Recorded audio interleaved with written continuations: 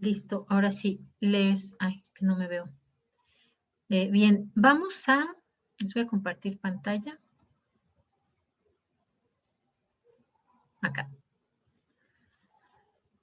Bien, entonces, nosotros ya tenemos acá los equipos, eso no hay problema. Alguien de aquí, bueno, ya nada más alguien me faltaba, pero bueno, veamos qué procede el asunto. Los demás, pues ya tengo aquí anotados sus nombres de equipo. ¿Alguien falta de equipo? No, ¿verdad? Sí, maestra, yo. ¿Quién? Yo, Cintia ¿Cintia? Maceda. Sí. A ver, Cintia. ¿Usted está en el grupo 206?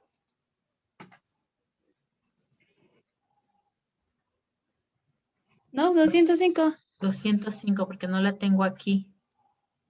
Ok, entonces la voy a agregar de una vez. Sí, es que de hecho me habían puesto en un grupo que según no era mío, que era 300 y tanto. Y pues Ok. pregunté y apenas como que se solucionó mi problema y pues ya perdí ahora sí como 2 Un par semanas de de clases o 3. clases. Ajá. Y apenas me dieron solución, por eso apenas me conecté. Ok, entonces déjeme la anoto. Cintia.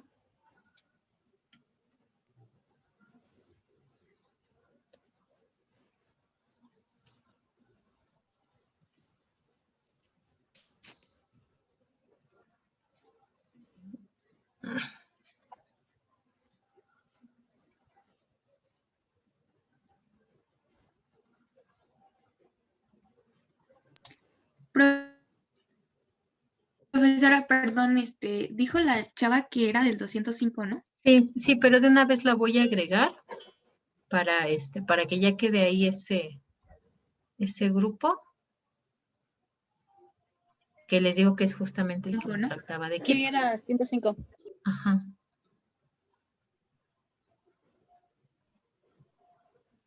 Y ya quede ese. Es que nosotros somos del 2. Aquí está 205. ¿Dónde está? Acá. Ok, Cintia, la voy a poner en un equipo donde va a estar con Luis Ángel, Brian y Sayuri, ¿vale? Pero en el que estamos ahorita es el 206. Si no tomó la clase completa anterior, entonces se puede quedar sin problema porque hoy particularmente vamos a ver lo mismo, pero su horario es el anterior, el que es de 5 a 6, ¿vale? Ah, ok, Ya la anoté, ajá, para que también se ponga de acuerdo con sus compañeros. Sí. ¿Listo? Entonces ya quedó grupo. Ahora sí. El de acá, el 206, está completo. Ya lo tenemos bien. Ya tengo ahí todos los equipos. Entonces, cierro este. Aquí le doy no guardar. Cerramos este. Y cerramos este. Ok. Emiliano, ok, muy bien.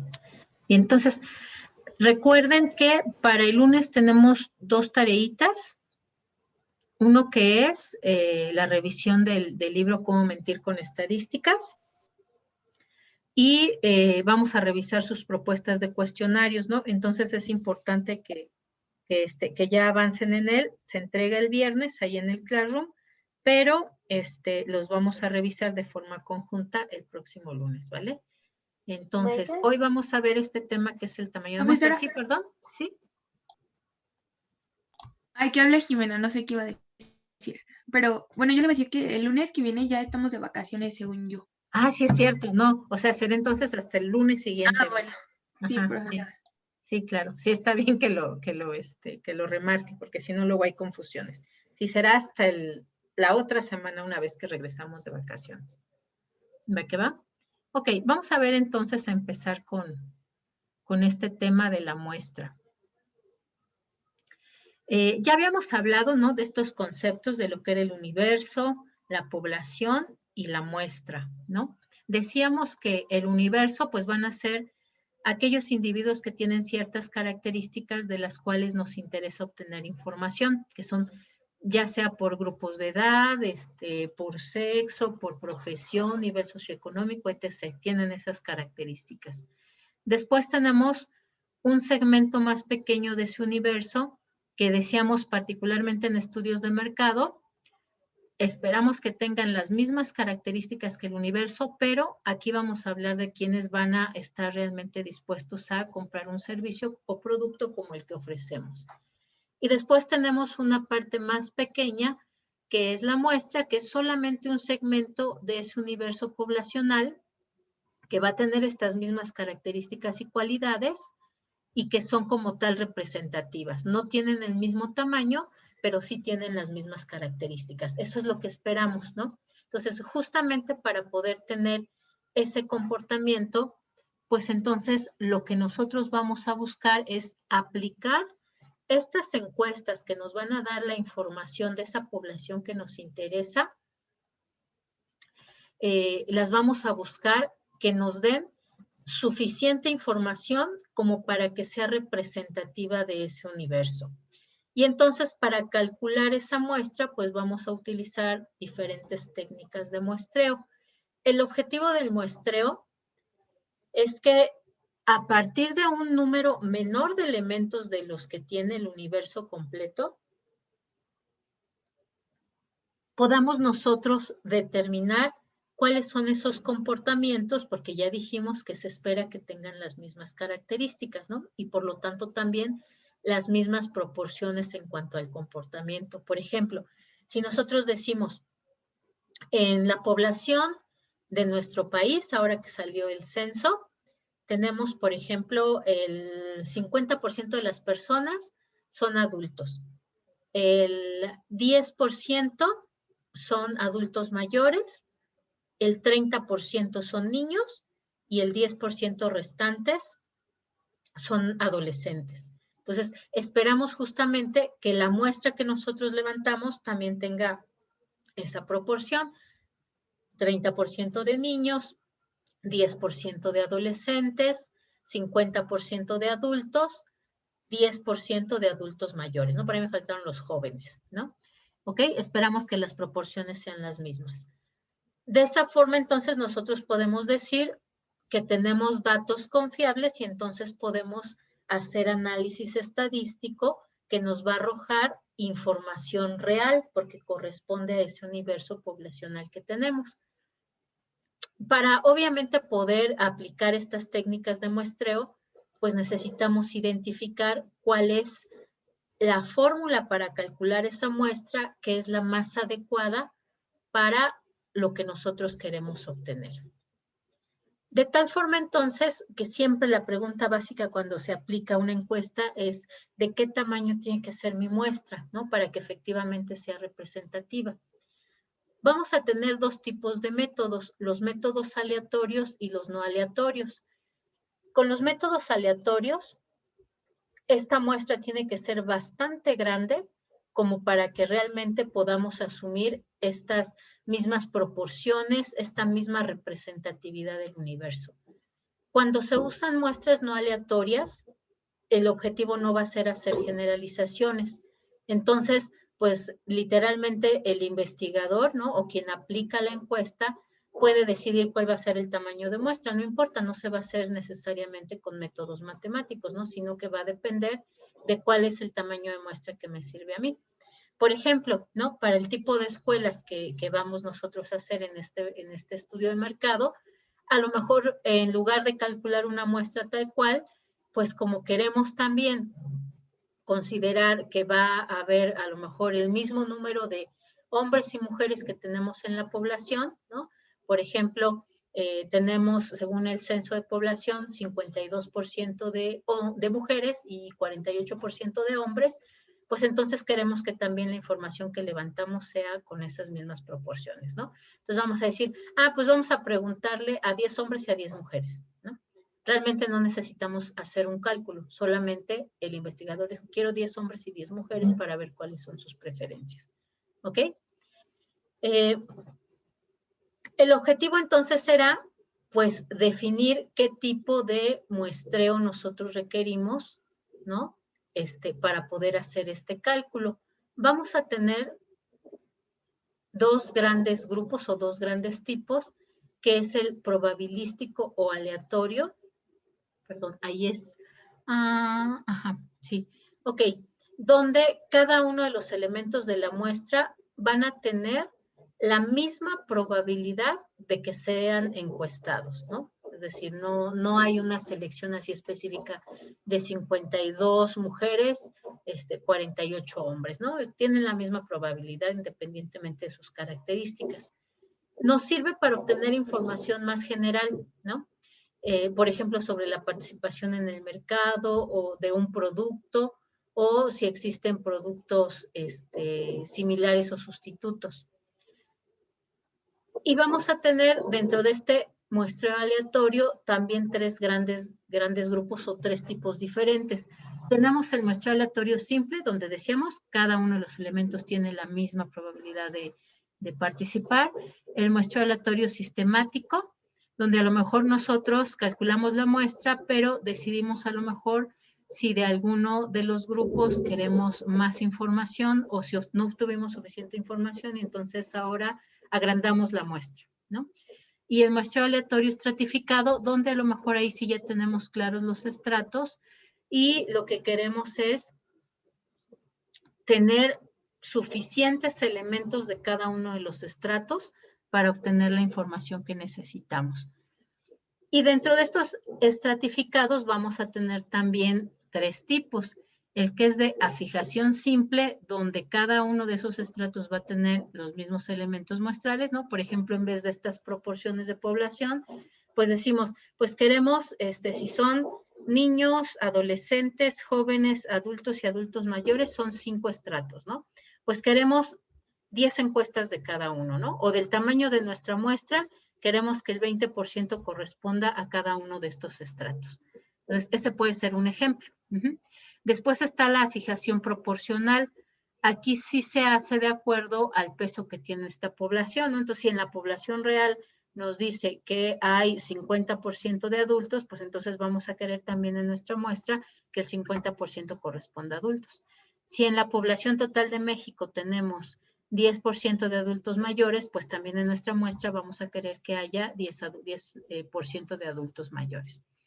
Y está la fijación óptima, donde aquí, por ejemplo, puede ser que ya tenemos estudios anteriores o previos y entonces vamos a usar ciertos valores estadísticos como la desviación típica para poder asignar el número de elementos muestrales que nosotros requerimos, ¿no?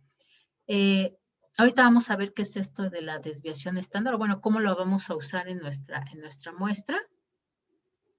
Nada más que es muy común que no haya estudios previos exactamente igual, ¿no? Es decir, si apenas se quiere buscar cuál es la viabilidad de ese proyecto, pues es muy poco probable que ya haya una encuesta tal cual se busca por ejemplo, en la Ciudad de México, ¿no? A lo mejor alguien más hizo un estudio sobre las escuelas de idiomas, pero a lo mejor enfocado solamente a inglés y francés. Entonces no es exactamente igual. A lo mejor alguien hizo una escuela, pero que está en lugar, no sé, en la delegación Coyoacán, está en la delegación Gustavo Amadero. Y entonces obviamente también las características van a ser diferentes. Porque, por ejemplo, en la GAM, pues tenemos ahí las grandes escuelas del Poli, ¿no? Entonces seguramente hay más estudiantes, ¿ok? Entonces, como normalmente no hay estudios exactamente iguales, y más cuando hablamos de investigación de mercados, entonces es poco probable usar esta fijación óptima, ¿no? Donde se usa, por ejemplo, es cuando cuando se está analizando estadísticamente la producción ¿cómo se llama? Dentro del proceso de transformación, ¿no? Por ejemplo, decimos, pues ya sabemos que una empresa produce aguacates, ¿no? Bueno, un agricultor, y de esos aguacates que produce, pues ya sabemos que hay una merma de alrededor del 5%. Entonces, mi desviación típica, pues sería justamente con una probabilidad a favor de que salgan bien los aguacates del 95% y una probabilidad en contra de que salgan mal el 5%, ¿no? Entonces, eso sería, por ejemplo, cómo se aplica este método de afijación óptima. Entonces, ya sé que necesito, considerando esa desviación, cuál va a ser el número o la proporción que yo voy a necesitar de revisión de mis productos, ¿no? Pero eso se aplica más a productos que prácticamente a grupos de poblaciones de personas, ¿no? Ok, dentro de los métodos no probabilísticos vamos a tener también diferentes tipos. Los no probabilísticos se refieren a que los elementos que van a estar ahí en nuestra muestra no tienen la misma probabilidad de ser elegidos, ¿no? En este muestreo no probabilístico, pues nos permite analizar las características específicas de estos grupos o de estos estratos que nosotros tenemos. Por lo cual, pues siempre vamos a estar hablando de los estratos, ¿no? Por ejemplo, aquí decimos, bueno, el ejemplo más básico, más típico, es si queremos hacer un estudio de mercado sobre botas, ¿no? Sobre el uso de botas. Entonces, evidentemente queremos encuestar a personas que usen botas. Las que no usan botas, pues no nos van a interesar encuestarlas porque nuestra encuesta es sobre uso de botas. Dentro de esos tipos vamos a tener el muestreo por cuotas, donde la elección de esos individuos no son aleatorios, ¿no? Es decir, aquí de entrada, pues ya dijimos, no es aleatorio entre los que sí y los que no, simplemente los que sí usen. Y les vamos a asignar a lo mejor a los diferentes estratos una cantidad, ¿no? Pues quiero 50 de mujeres que usen botas, quiero otras 50 encuestas de hombres que usen botas, quiero 10 de niños que usen botas, 20 de adultos mayores que usen botas, ¿no? Ya les asigné una cuota a cada uno de mis estratos. Está el muestreo intencional o de conveniencia, donde aquí además se seleccionan los individuos. Bueno, pues quiero, además de que quiero que sean adultos, quiero adultos que estén en tal nivel socioeconómico. Y quiero, o mujeres que se dediquen a tal actividad, ¿no? Es decir, directamente se selecciona a las personas con las características que se buscan. Está el bola de nieve, que lo que hace es que identifica primero algunos individuos, ¿no? Normalmente aquí es sobre todo cuando tienden a ser grupos muy especializados, donde es difícil captarlos, no sé, en la calle o en internet así tan fácil, ¿no? Entonces, por ejemplo, si nosotros queremos vender, ¿qué será? Es que no sé cómo se llaman, estas maquinitas que usan los topógrafos, ¿alguien sabe cómo se llaman? Que ya ven que son como, pues como unos compases y le están viendo ahí por la mirilla que está hasta arriba, ¿no? Suponiendo que nosotros queremos vender esos productos, y son tan especializados, pues solo los topógrafos lo usan, ¿no? ¿Quién más? ¿Quién sabe quién más lo usa? Pero de entrada los topógrafos. Entonces, buscamos un listado, a lo mejor una empresa, a lo mejor una escuela, donde podamos localizar algunos topógrafos para hacerles preguntas sobre esa herramienta en particular. Una vez que ya nos contestas, pues entonces también les pedimos que nos recomienden a otros más para poderles hacer también la encuesta. Entonces, unos que nosotros primero entrevistamos nos van a llevar a otros y esos otros a otros y así hasta que consigamos una muestra que consideramos suficiente, ¿no? Que nos da la información suficiente. Y tenemos el cuarto tipo, que es el muestreo discrecional, donde pues directamente el investigador los elige como quiere y cuantos quiere, ¿no? Por ejemplo, en una encuesta que se hizo sobre el uso del lenguaje o las personas que hablaban una lengua originaria, pues eligió tal cual así, ¿no? Pues quiero personas que sean nativas, ¿no? Pues 3 personas que hablen náhuatl y que sean nativas. Pero también se estudia en algunas escuelas en la Ciudad de México. Entonces quiero de 3 estudiantes que no sean nativos, pero que hayan estudiado la lengua náhuatl. Pero también quiero algunos que se dediquen a hacer investigación, porque también los investigadores suelen aprender, sobre todo los etnólogos, ¿no? Suelen aprender lenguas originarias. Pues entonces también quiero 3 etnólogos.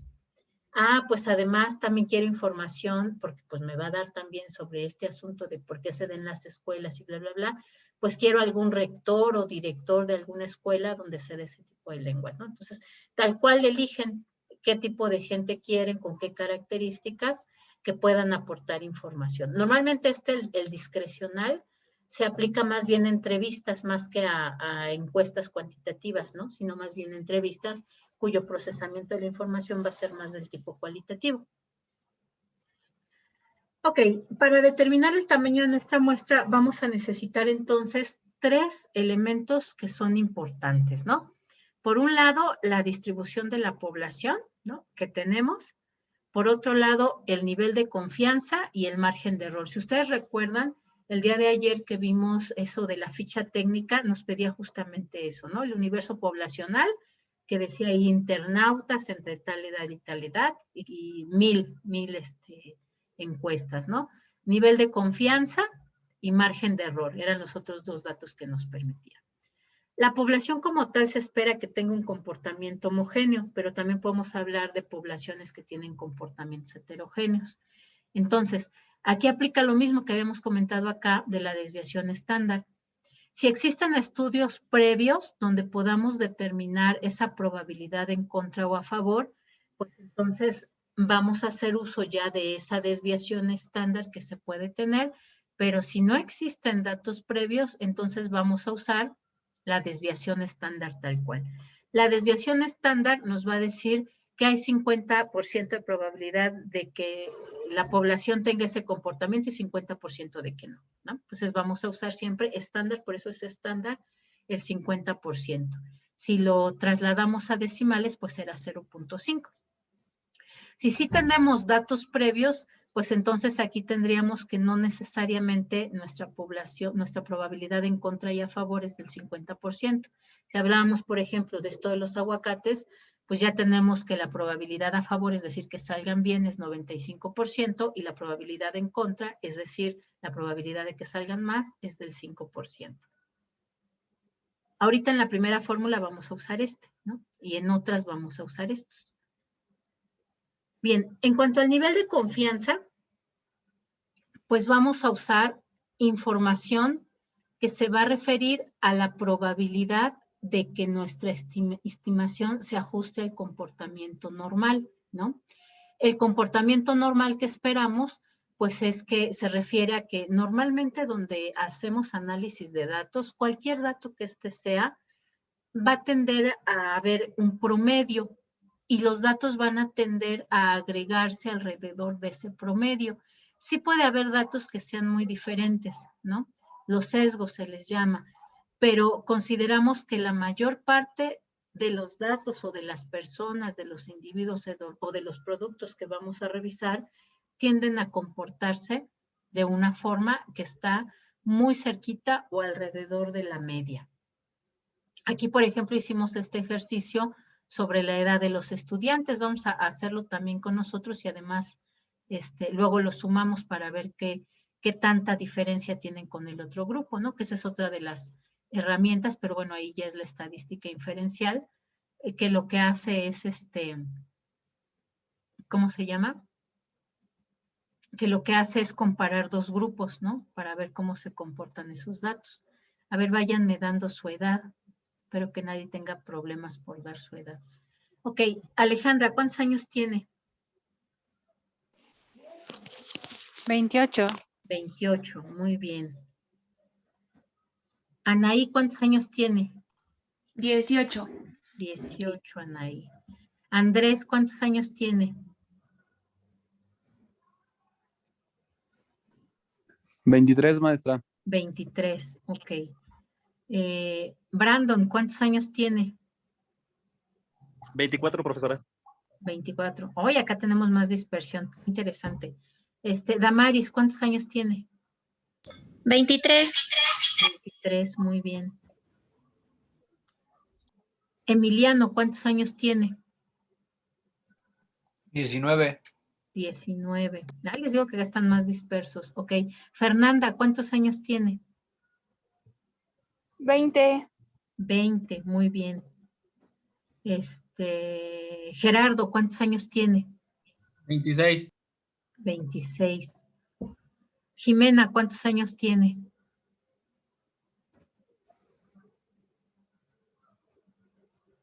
No nos quiere decir su edad. Karen, ¿cuántos años tiene? 19, profesora. 19. Ok.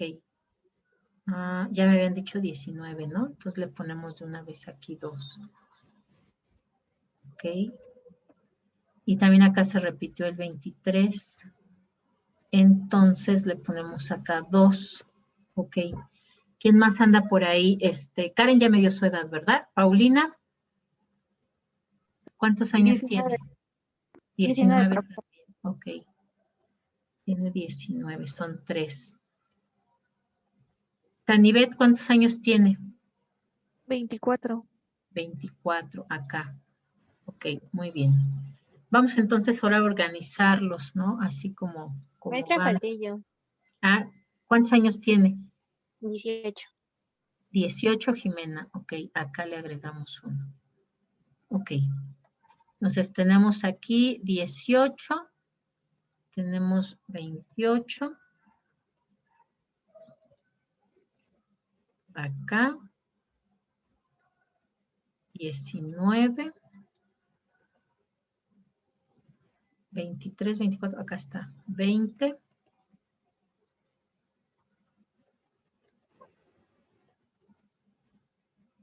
Entonces tenemos 18, 19, 20, 23, 24, 26 y 28, ¿no? Ok, vean, aquí tenemos una curva que no es del todo normal, sino que tiene 2 pancitas, ¿no? A diferencia de esta, que sí fue así tal cual, tiene una pancita. Todos se localizan aquí alrededor de la media. Acá tenemos 2 pancitas, nos quedaría así como una doble montaña. ¿Por qué? Porque tenemos que o se acumulan alrededor de los 18, 19 años o se acumulan alrededor de los 23, 24 años, ¿no? Pero tenemos también nuestros sesgos. Nuestros sesgos, bueno, tenemos algunas personas que son solamente una, que tienen más edad, ¿no? Acá vean, aquí solamente tuvimos una que era de 18 años, una sola de 28 años, y todos se organizaban acá. Ok, nos faltan aquí todavía algunas personas, ¿no? Pero bueno, vamos a dejarlo aquí para la próxima clase igual preguntarles y ver cómo es ese comportamiento. Muy bien. Ok, entonces, justamente lo que nos dice, ¿no? Esta curva se le llama campana de Gauss o campana de normalidad o curva de normalidad. Lo que nos dice es eso, que en general cuando hablamos de datos agrupados, siempre vamos a tener una tendencia a este comportamiento normal. Ese comportamiento normal dentro de esta curva nos va a decir debajo de la curva cuál es el número de elementos que nosotros consideramos que tienen este comportamiento normal, es decir, que se ubican o se localizan hacia el centro o hacia el promedio del comportamiento de los datos, ¿no? Y vamos a tener algunos que se van hacia este rango. Para eso, pues se crean intervalos, ¿no? Intervalos donde se va a decir, bueno, ¿cuál es la probabilidad de que todos tiendan a tener este comportamiento normal? Aquí diríamos, por ejemplo, pues el 95%. Entonces, aquí en los sesgos vamos a encontrar el resto del 5%. 0.25 hacia un lado y 0.25 hacia el otro. Pero este valor que está aquí, o bueno, ¿cómo podríamos decir? Este intervalo que encontramos aquí, podemos agrandarlo o disminuirlo, ¿no? Si nosotros lo disminuimos, entonces la probabilidad de equivocarnos es mayor. Si nosotros lo abrimos el intervalo, entonces la probabilidad de equivocarnos es menor. Esos intervalos, ¿no? Una vez calculado ya cuál es la cantidad o la proporción de datos que se encuentran en esos valores que son nuestros intervalos, nos lo da justamente este número, el número Z. El número Z justamente calcula los valores que se encuentran debajo de esa curva.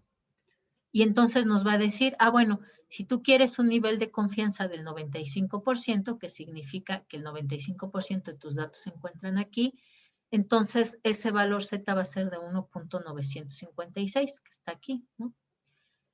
Si tú quieres hacer más pequeño tu intervalo, entonces ahí donde va a caer el intervalo, el valor va a ser de 1.645, ¿no?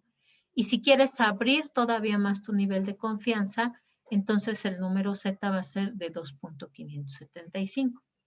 Hay más valores, ¿no? O sea, podríamos encontrarlo en la tabla, ahorita vamos a ver una tabla, pues puede ir inclusive al 91, 92, 93, ¿no? Pero estos son como los datos que normalmente se usan para calcular el comportamiento de una muestra.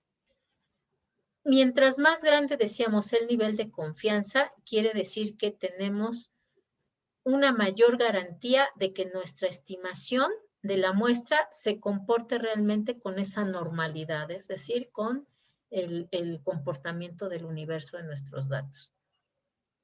Mientras más angosto o más cerrado sea ese nivel de confianza, entonces hay mayor probabilidad de que no sea o que no siga un comportamiento normal los datos, bueno, la muestra que nosotros vamos a levantar de los datos totales. Normalmente, en investigación de mercado siempre vamos a usar el 95% de nivel de confianza. Hay que tener en cuenta que si nosotros cerramos ese intervalo, entonces vamos a necesitar un menor número de encuestas porque nuestro nivel de confianza es menor. Y si lo abrimos, pues entonces vamos a necesitar un mayor número de encuestas, ¿no? Por eso es que normalmente se usa ese, el 95%. Siguiendo además este comportamiento que mencionábamos. Bueno, que ahorita vamos a ver, ¿no? Con respecto a qué sucede cuando agregamos más elementos a nuestra muestra. Esta es la famosa distribución normal y nuestro número Z, ¿no? Que nos va diciendo debajo de esa curva cuál es la proporción de valores que se encuentran en esa parte que nosotros estamos analizando, ¿no? Esa es como tal la lógica de ese número Z. El otro elemento que necesitamos es el error de muestreo. El error de muestreo es el porcentaje que nosotros estamos dispuestos a aceptar que corresponde a que nos podemos equivocar al momento de calcular nuestra muestra, ¿no? Ese error aceptable o error permitido puede ser del 1, del 5 del 10%, ¿no? Son también los datos que normalmente se usan. Por supuesto, podría estar entre estos, ¿no? Pero es como ocioso. Con 3 tenemos más que suficiente. Y también el nivel de aceptación de error, pues justamente nos va a dar también modificaciones en el tamaño de la muestra. Este error lo podemos interpretar como la incertidumbre que tenemos sobre que la muestra sea representativa. También se le llama o se le usa como riesgo, ¿no? Es una medida del riesgo. ¿Por qué? Porque pues es justamente, si tienes incertidumbre, estás aceptando cierto nivel de riesgo de que efectivamente la muestra que tú vas a elegir pues no va a corresponder con tu universo poblacional. Ok, este de acá. Este es el que les decía, ¿no? Aquí podemos ver, con respecto a este error muestral, aquí en el eje vertical tenemos como tal la incertidumbre que podemos tener, ¿no? Y de forma horizontal tenemos la cantidad de encuestas o el número de individuos de la muestra a los que vamos a encuestar. ¿Qué nos dice esto? Pues que normalmente cuando nosotros tenemos muy pocas encuestas, pues el nivel de incertidumbre es bastante alto, ¿no? A medida que nosotros vamos agregando un mayor número de encuestas, pues vamos reduciendo esa incertidumbre, tenemos más claridad sobre el comportamiento de esa muestra, ¿no? El comportamiento de quienes nosotros estamos encuestando. Pero justo la idea es encontrar el punto exacto donde aunque agreguemos un mayor número de encuestas, en realidad ya no nos está mejorando demasiado esa certidumbre, ¿no? Por ejemplo, si ustedes ven aquí en el 675, ¿no? Es alrededor del 4%, ajá, un poquito menos, como del 3.9% el grado de incertidumbre que tenemos. Si nosotros le agregamos aquí a 75, 50 encuestas más, pues la verdad es que ya no hay gran variación, ¿no? O sea, si está aquí sería como 3.80 y tantos. Entonces, ¿para qué vamos sumando más encuestas si en realidad no nos está mejorando más la certidumbre? Esta curva es así porque la incertidumbre nunca la vamos a eliminar, ¿no? Podemos minimizarla, pero nunca la vamos a eliminar. Entonces, el objetivo es encontrar cuál es ese número de encuestas que en esta relación costo-efectividad es la mejor, ¿no? Porque si hablamos, obviamente, ya en la realidad de encuestas que se van a levantar, pues mientras más encuestas tengamos que levantar, pues es más costoso, ¿no? Es decir, tiene que diseñarse un mayor número de cuestionarios o tienen que contratarse más personas para que hagan el cálculo de la muestra o tienen que realizarlo en un tiempo mayor, ¿no? Entonces, por eso es importante encontrar ese punto donde ya aunque agreguemos un mayor número de encuestas, en realidad ya no estamos agregando más información. Ok, vamos a ver la primera fórmula para calcularlo. Esta se va a usar para muestreo aleatorio simple. En este caso, la característica es que no se conoce el tamaño de la población. Se le llama poblaciones infinitas, ¿no? Porque se considera entonces que tiene el mismo comportamiento de los números infinitos o de los números grandes. ¿Y cuál es ese comportamiento? Pues que tienden a la normalidad, ¿no? De tal forma entonces que aunque tengamos una muestra, bueno, un tamaño de población, no sé, de los 127 millones de mexicanos que somos, en realidad, aunque agreguemos 10 encuestas más, 50 encuestas más, en realidad no va a mejorar mucho la certidumbre que podemos alcanzar, ¿no? Entonces, ojo, en esta también va a depender la elección del tipo de fórmula que vamos a usar, va a depender completamente de cuáles son los datos con los que contamos para calcular esa muestra, ¿no? Aquí no tenemos el tamaño de la población, pero entonces necesitamos por lo menos otros 3 elementos para poder calcular ese tamaño de muestra. Ok, N va a ser el tamaño de muestra, es decir, el número de encuestas que debemos realizar. Z es el nivel de confianza, que ya dijimos que puede ser de 90, de 95 o de 99%. Normalmente en estudios de mercado se usa el 95% y como lo veíamos acá en nuestra tablita, ese 95% va a corresponder a este valor Z, 1.956. Por eso es que lo tenemos aquí. Entonces tenemos que es 1.956, es ese valor de Z. Pero aquí la fórmula nos pide que sea Z al cuadrado. Entonces hay que convertirlo justamente en Z al cuadrado. Acá. Calcúlenme, por favor, ese 1.956 al cuadrado.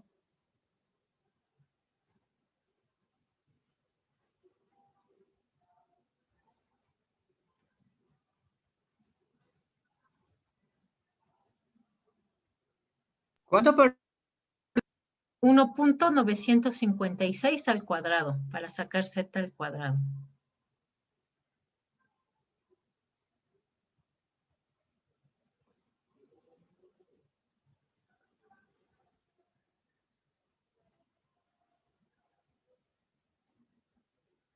¿Cuánto es? 3.82. 3.80 y qué? 82, 59, 36? Ok, hasta ahí lo dejamos para que nos quede bien. Ok, después tenemos nuestra desviación estándar, ¿no? Y decíamos, bueno, si es desviación estándar, pues es 50%. Si fuera probabilidad en contra y a favor, pueden ser diferentes los valores, pero aquí es tal cual, desviación estándar. Y también nos pide que la desviación estándar sea al cuadrado. ¿Cuánto es 0.5 al cuadrado?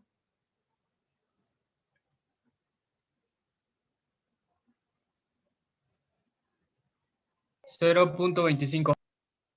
0.25, ok. Vamos a ponerlo aquí tal cual viene organizado. 0.25, ¿así? Sí, ¿O 0.025? 0.25. Ok, perfecto. Y después tenemos E, que E es nuestro error máximo permitido, ¿no? Ahí decíamos que podíamos aceptar del 1, del 5 o del 10%. El que se usa comúnmente también decíamos que era del 5%, ¿no? Y lo pongo así 0.05 porque así es en decimales, ¿no? Estoy hablando de error del 5%, lo transformo a decimales, pues será 0.05. Por igual nos pide que sea al cuadrado. Sería ¿Cuánto es? 0.0025. ¿Así? ¿Con 2 ceros? Sí, sí. Excelente. Ok, pues ya tenemos todo lo que necesitamos para calcularlo, ¿vale? Vamos entonces a insertarlo aquí. No me deja ver. Inclusive podemos insertar la ecuación. Ah, no, pero nos toma letras y no nos respeta números.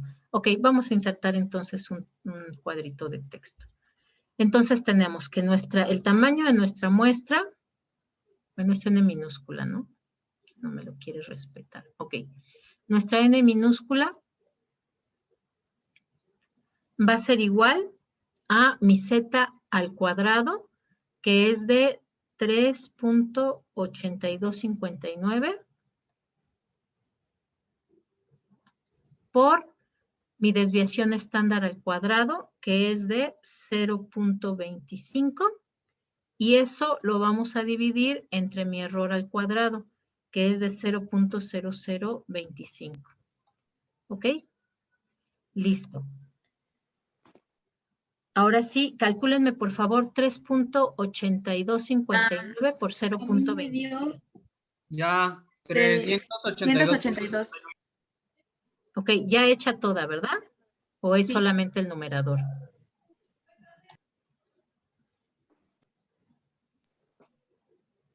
¿Este es solo el numerador o es completito esto? El completo. Ah, es completo. Ok, muy Completo, bien. 590. Bueno, a mí me dio eso. Excelente. Ok, muy bien. Vamos entonces ahora a hacerle una pequeña variación. ¿Qué quieren que variemos? ¿El nivel de confianza o el error permitido?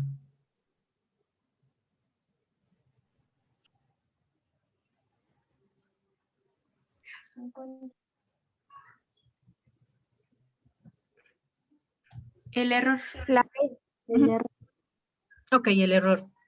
Decíamos que puede ser 1, 5 o 10%. Puede ser 1.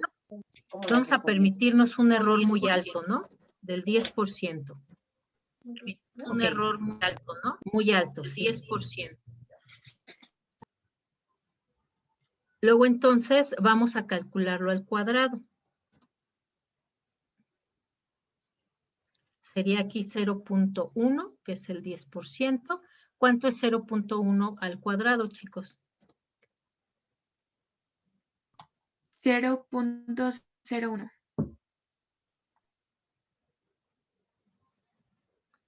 0.01. Ok, muy bien.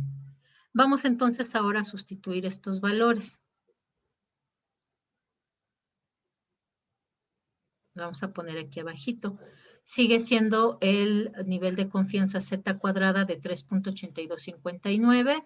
Nuestra desviación estándar sigue siendo de 0.25, pero ahora lo que se va a modificar es aquí el numerador. Es de 0.01. ¿Cuánto les da? 95.64. 95.64. Vean, ¿no? Si nosotros nos permitimos un error muy grande, pues entonces el tamaño de nuestra muestra va a ser más pequeño, ¿no? Necesitamos levantar menos encuestas. Aquí lo interesante entonces será pues decidir qué tanto realmente podemos aceptar de error, ¿no? Y entonces en función de eso decidiremos. Una nota importante. En el caso cuando hablamos de cálculo de la muestra, siempre vamos a redondear hacia arriba. ¿Por qué? Porque esto que tenemos aquí es el número de encuestas que vamos a realizar. Es decir, nosotros estaríamos hablando de una variable discreta que no puede segmentarse, es decir, no vamos a levantar 382 encuestas y la mitad de las preguntas de otra. No nos sirve, ¿no? Necesitamos 382 encuestas o 383, pero 382.5 no nos sirve. Y también si nosotros efectivamente queremos decir que este es nuestro error máximo, pues entonces obviamente tenemos que cubrir la totalidad de eso que nos da. Entonces siempre vamos a redondear hacia arriba. Aquí diríamos entonces que tenemos que realizar 383 encuestas y aquí diríamos que tenemos que realizar 96 encuestas. ¿Clarísimo hasta aquí? Sí, Sí. profesora. Ok, vamos a ver entonces otra fórmula. Esto es lo mismo. Vamos a ver otra fórmula. Esta fórmula también se usa para muestreo probabilístico, igual para muestreo aleatorio simple, pero en este caso la diferencia es que sí se conoce el tamaño de la población, ¿no? N va a ser el tamaño de nuestra población. Por ejemplo, aquí en vez de dejarle 1 millón de personas, vamos a ponerle los 126 millones que somos, ¿no?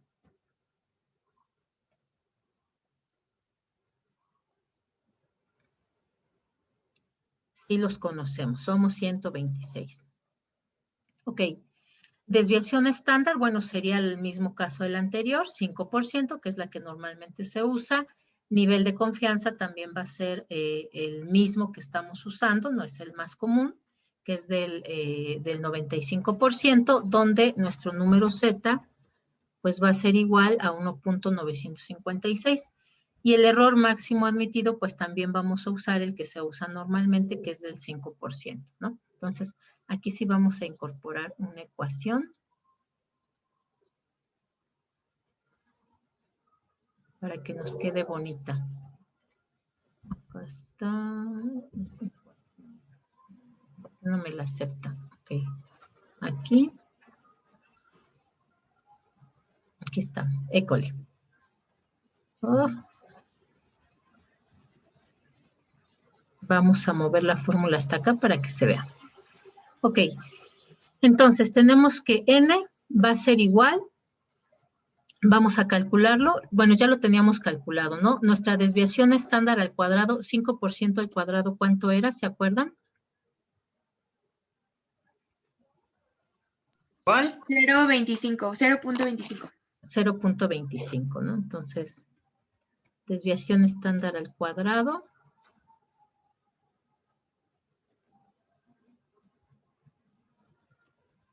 Es igual a 0.0, no, 0.25, así, ¿no? Sí, profesora. Ok, listo. Después, nuestro número Z, ya sabemos que es 1.96 y también ya teníamos ahí al cuadrado, ¿no? ¿Cuánto nos daba el cuadrado?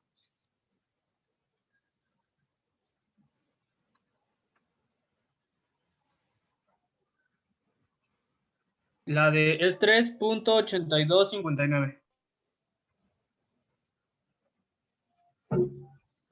Ok, 3.8259. ¿Así? Sí. École, Sí, perfecto. profesora. Y también ya teníamos este error al cuadrado, ¿no? ¿Cuánto era? 0.025. ¿Un 0 o 2 ceros? Ya no me acuerdo. Primero era un 0. Nada más .25. ¿Punto 25? Ok.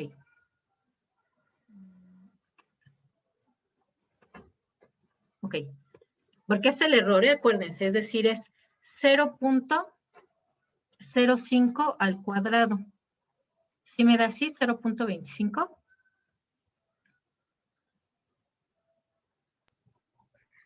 Sí. Sí, ok, perfecto. Muy bien. Entonces, ahora sí, vamos a sustituir. Sería mi desviación estándar al cuadrado, que es de 0.25. Profesora, sí eran los dos ceros. ¿Sí eran los dos? Ok. Sería 0.0025. Sí. Ok, perfecto. Muy bien, ya lo tenemos ahí. ¿Y ahora por qué no me da con forma de ecuación? Vamos a ver si así 0.25. Y eso lo vamos a dividir. Déjenme quito este. Ok, sí, así para que se vea bonita. Lo vamos a dividir entre nuestro error, vamos a ponerle un paréntesis, el error al cuadrado, que fue de 0.0025, entre nuestro z al cuadrado, que era de 3.8259, ¿no? Ahí vamos a poner un paréntesis para no equivocarnos. Y eso lo vamos a sumar, no. Ok, eso lo vamos a sumar, a ver si me lo pone. Ok. A otra vez nuestra desviación estándar, que es de 0.25. Ay, qué cosas. Aquí es donde lo quiero sumar, justo aquí. Aquí. No, ahí no. Ahí. Ok. Esto lo voy a sumar con 0.25 entre el tamaño de mi muestra, que es de 126 millones, ¿no? 1, 2, 3, 1, 2, 3. Ah, pero aquí ya me hizo cosas extrañas.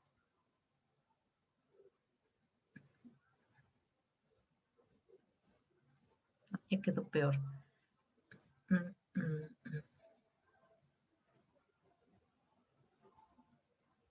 Solución, no usamos ecuación, usamos cuadrito.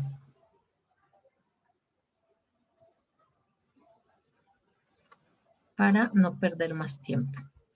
Ok, entonces tenemos n es igual y no me quiere respetar. Ahora, mi cuadrito. Voy a ponerlo acá. Ok. Ya está. N igual. Pero no quiero que me la cambie. El tamaño de mi muestra va a ser entonces igual a 0.25 entre paréntesis, habíamos dicho que es 0.0025 entre mi z cuadrada que es 3.8259. Cerramos paréntesis, más 0.25, que es mi desviación estándar al cuadrado, entre mis 126 millones. Por supuesto, si esto lo hacemos en Excel es mucho más fácil, ¿no? Pero ahorita es para que veamos el procedimiento. A ver, vamos a calcularlo por partes para que no nos falle. A mí me dio 382.5900. Ok, entonces sí le salió bien. 382.59000, ¿así? Sí, maestra, también a mí. A mí sí igual, pero solamente cambia por, en vez de .59, me pone 58 y cambia por décimas. Ok, A mí no me parecen los ceros. Nada más es así. ok. 58 y otros numerillos, ¿no? Ahí. Ok, que seguramente por eso lo redondea a 59, porque ya hay muchos numeritos hasta el infinito, ¿no? Si ven, es bien parecida el cálculo que obtuvimos aquí, ¿no? Con el 5% de error permitido, con nuestro nivel de confianza del 95% y nuestra desviación estándar del 50%, es muy parecido a este que teníamos acá, ¿no? Ahí donde está.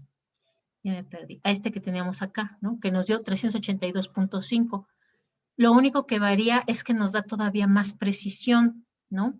Entonces, ahí hay que valorar y justamente porque tiene este comportamiento que les decía de números grandes, ¿no? A veces cuando usamos n con menor tamaño, hay mayor variación en esto, ¿no? En el punto 5, a lo mejor nos da 383, 381, ajá. Pero mientras más grandes tienden a ser los números, más tienen este comportamiento a la normalidad, ¿no? Por eso es que es tan parecido. 382.5 acá, y acá nos dio 382.59. Para efectos del número de encuestas, pues en realidad son las mismas, ¿no? Porque tampoco podemos sacar el 58% de una encuesta. Forzosamente tiene que ser redondeada hacia el número superior, que sería entonces también 383.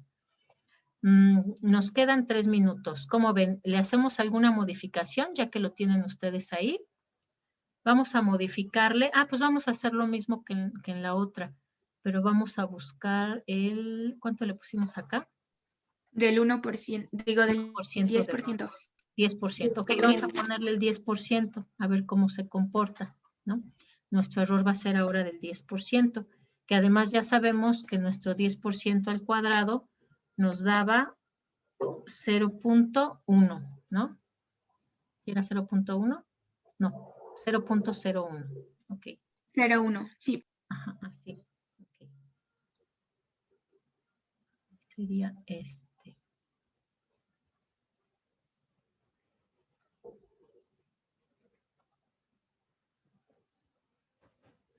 Ok, vamos a sustituir entonces, ¿no? En lugar de tener aquí 0.0025, pues vamos a tener 0.1%. Y es el único que cambia. A ver, calcúlenle también, a ver cuánto le sale. 95.6, bueno, 64.75. Ok, insertar.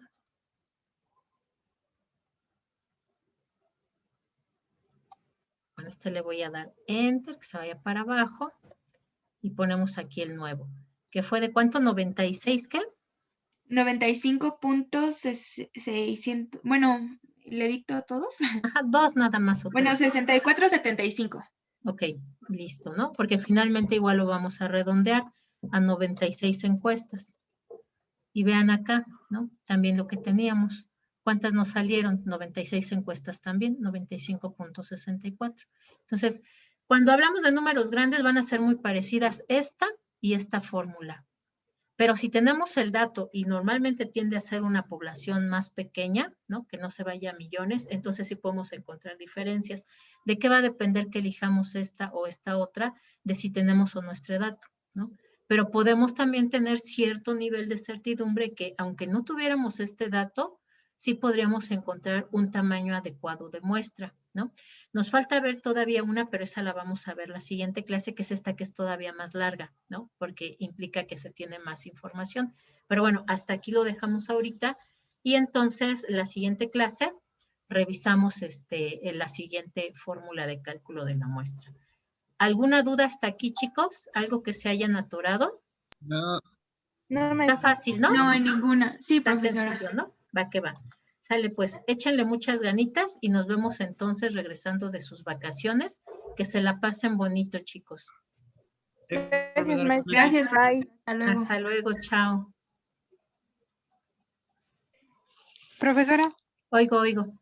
una pregunta. Yo quería hablar con usted porque, bueno, no vine ayer, no pude presentarme a la clase por Zoom, pero quería saber lo del libro que dejó leer, ¿qué tenemos que subir o solamente es leerlo? Solamente es leerlo porque lo vamos a comentar aquí en clase, ¿vale? Entonces aquí se les va a tomar la participación en clase, pero solamente tienen que leer. Ya está ahí en el Ok. plan. ¿Sale? Y en cuanto a las encuestas, ¿qué es lo que busca? Es que como nada más vi que escuché que tenemos que ya subirla, pero no sabemos qué. Se tiene que hacer el diseño de una encuesta. Nuestro problema va a ser aquí, o nuestro objeto de investigación es investigar cuál es la viabilidad de una escuela de idiomas. Entonces hay que diseñar un cuestionario. Lo interesante del cuestionario es que tenemos que tener por lo menos 5 respuestas que sean cuantitativas para que podamos hacer nuestro análisis estadístico, ¿no? Entonces, debe de ser cortito. Les subo el video de la clase anterior para que lo pueda ver y vea ahí cuáles son estas estrategias para hacer un buen diseño de cuestionario, ¿vale? Ok. ¿Y de la viabilidad es para abrir una nueva escuela? Ajá, una escuela de idiomas en línea. Ok, gracias. Sería como el objetivo. ¿Va que va? Profesor, una duda. ¿Las Sí. videosesiones dónde las va a subir? Ahí mismo en el Classroom, ¿no? Ahorita no me ha dado tiempo de cargar los videos, porque particularmente lunes, martes son los días que tengo más clases, entonces se los estaré subiendo hasta jueves y viernes normalmente para que ustedes los revisen en fin de semana si es que no pudieron asistir a alguna, ¿vale? Sí, gracias. Va que va. Ok, Sale, gracias, pues. profesora. Hasta luego. Hasta luego, que estén muy bien.